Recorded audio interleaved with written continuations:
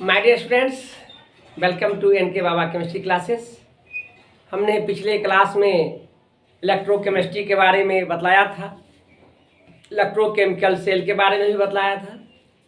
उसके बाद का जो टॉपिक्स है सेल कांस्टेंट है, सेल स्थिरांक है। और सेल स्थिरांक जो होता है यह जो है आपको लेंथ ऑफ कंडक्टर और एरिया ऑफ क्रॉस सेक्शन का अनुपात होता है, रेशियो होता है। आप जानते हैं कि कोई भी चालक जो होंगे कंडक्टर का काम करता है, वह उसका जो लेंथ होगा और उसको हम उसका क्रॉस सेक्शन करते हैं। उसका क्रॉस सेक्शन करने के बाद उसका जो स्मॉल एरिया प्राप्त होता है, उन दोनों का जो रेशियो होगा उसी रेशियो को सेल कांस्टेंट कहते हैं और इसे जी स्टार के द्वारा सूचित किया जाता है। इसकी यूनिट की बात करते हैं तो ऐसा यूनिट होगा, क्योंकि L/A है, L लेंथ है, A एरिया है, तो लेंथ का मीटर होता है, एरिया का मीटर स्क्वायर। तो 1 मीटर से 1 मीटर कट जाएंगे, 1/m आएगा, यानी मीटर इन्वर्स होगा। इसी प्रकार CGS यूनिट की बात करते हैं तो वहाँ पर सेंटीमीटर इन्वर्स होगा। तो आप देखेंगे the ratio of length of conductor and its area of cross section is called cell constant. It is denoted by G star.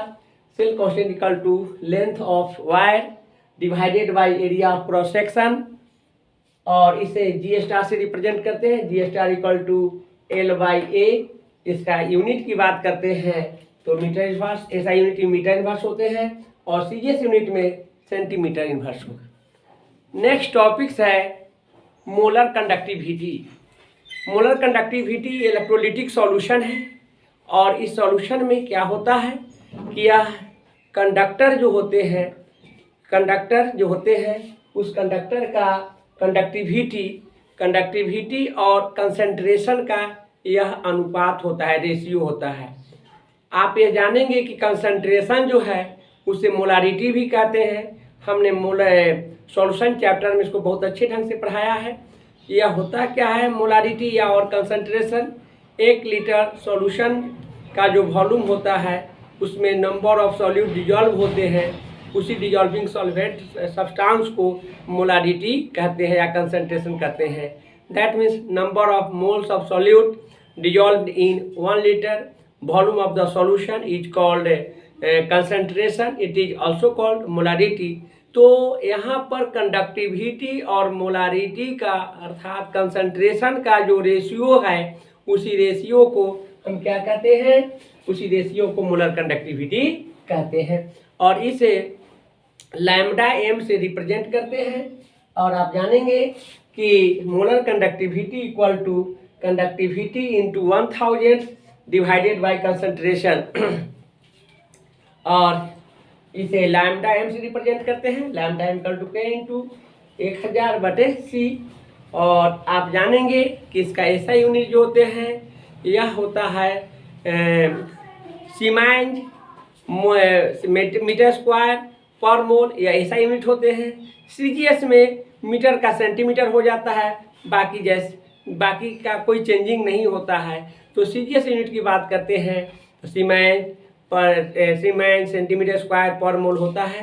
अक्सर एग्जामिनेशन में यूनिट की बात होती है तो CGS में या न्यूमेरिकल भी बनाया जाता है तो CGS में हम आपको एग्जामिनेशन पॉइंट ऑफ व्यू से बतला रहे हैं। ऐसे तो इसका बहुत न्यूमेरिकल का तरीका है, बहुत तरह, लेकिन आजकल न्यूमेरिकल पूछता नहीं है। समय को बर्बाद नहीं करना है, टू द पॉइंट पढ़ते हुए और अच्छा नॉलेज रखना है। कम पढ़ के अच्छा नॉलेज रख, रिजल्ट की बात मैं करूँगा।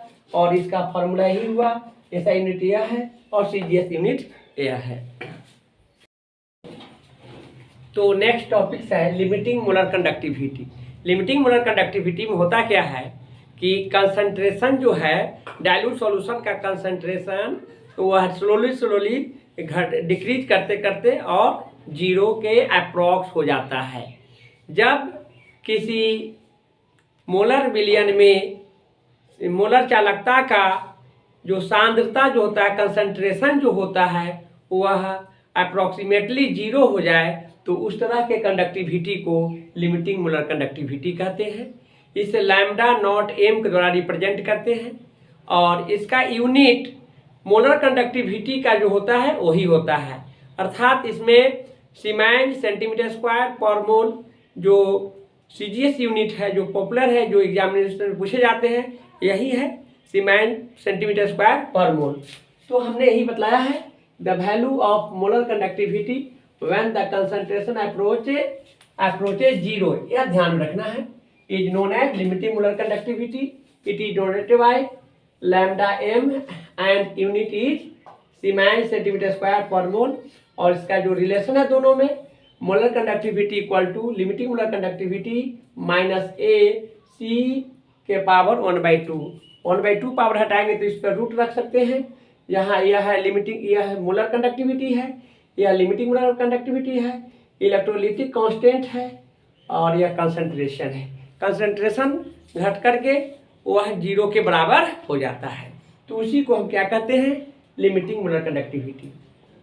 इससे रिलेटेड दो टर्म और हैं, स्ट्रॉन्ग इलेक्ट्रोलाइट। स्ट्रॉन्ग इलेक्ट्रोलाइट होता क्या है, it is possible to determine the molar conductivity at infinite dilution.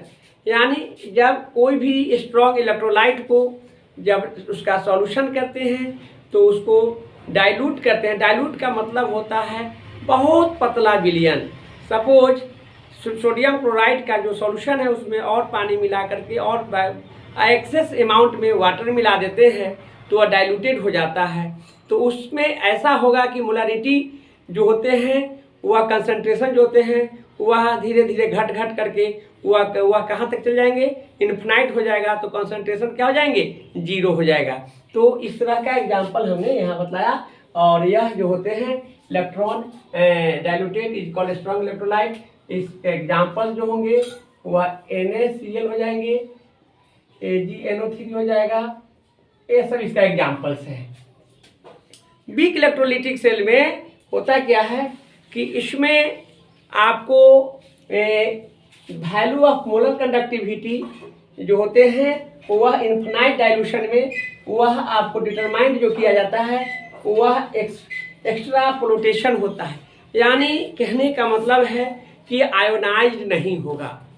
इस तरह के जो इलेक्ट्रोलिटिक सॉल्यूशन होता है वह नॉन आयोनाइड होता है, और नॉन आयोनाइड होगा, डाइल्यूटेड होगा लेकिन नॉन आयोनाइड होगा, तो उससे इलेक्ट्रिलिटी करंट पास नहीं होता है।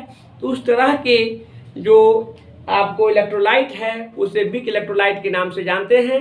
इसके example formic acid, acetic acid, urea, इस तरह का जो ये है जो सॉल्युबल होगा लेकिन उसमें आयोनाइज नहीं होने के कारण वह इलेक्ट्रिसिटी को कंडक्ट नहीं करता है। तो इस तरह के जो एग्जाम्पल्स हैं वह वीक इलेक्ट्रोलिटिक सेल कहलाता है, वीक इलेक्ट्रोलिटिक कहलाता है।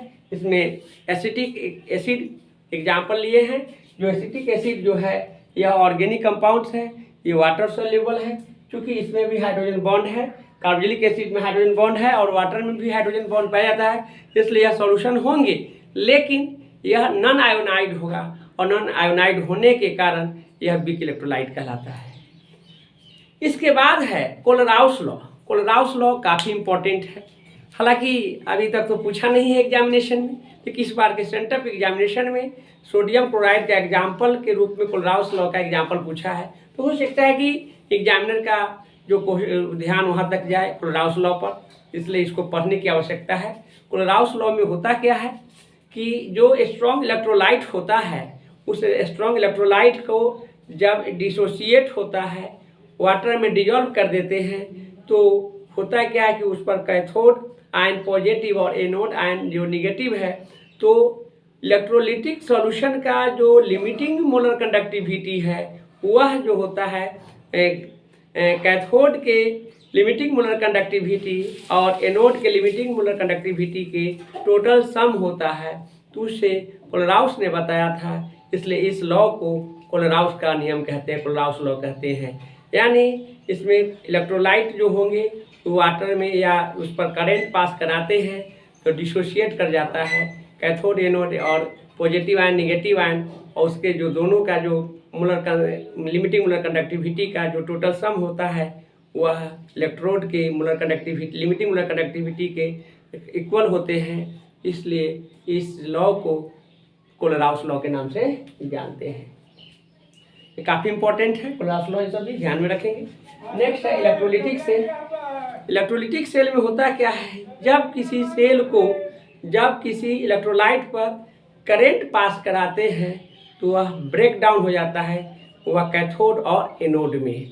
कैथोड और एनोड में जो ब्रेक होता है उसका जो ब्रेक डाउन होता है तो उसी को हम क्या कहते हैं, इलेक्ट्रोलिटिक सेल कहते हैं। जैसे जिंक सल्फेट में जिंक कैथोड और सल्फेट एनोड, कॉपर सल्फेट में कॉपर कैथोड और सल्फेट एनोड, सोडियम क्लोराइड में sodium cathode chloride anode, H2SO4 में हाइड्रोजन कैथोड और सल्फेट एनोड। इस तरह से पॉजिटिव और नेगेटिव आयन में ब्रेक डाउन होना कहलाता है, इलेक्ट्रोलिटिक सेल कहलाता है। तो इस प्रकार हमने यहाँ बताया है कि दो cells in which passing through electric current to break down into cation positive ion and anion negative ion are called electrolytic cells. Example में हमने AgNO3 सिल्वर नाइट्रेट को पर करंट पास कराया तो Ag positive ion, NO3 negative ion, यह cathode का काम करेगा, यह एनोड का। इस तरह से इलेक्ट्रोलाइट को हम इस तरह के सेल को इलेक्ट्रोलिटिक सेल कहते हैं। तो आज के लिए हम इतना ही रखते हैं। नेक्स्ट क्लास में फैराडे लॉ ऑफ इलेक्ट्रोलिसिस जो काफ़ी इम्पोर्टेंट है उसकी चर्चा करेंगे। उसके बाद सेल्स हैं वह primary cells, secondary cells, fuel cells और इसका जो एप्लीकेशंस है उसको नेक्स्ट क्लास में हम बतला करके उस चैप्टर को समाप्त करेंगे। आज के लिए इतना ही रखते हैं।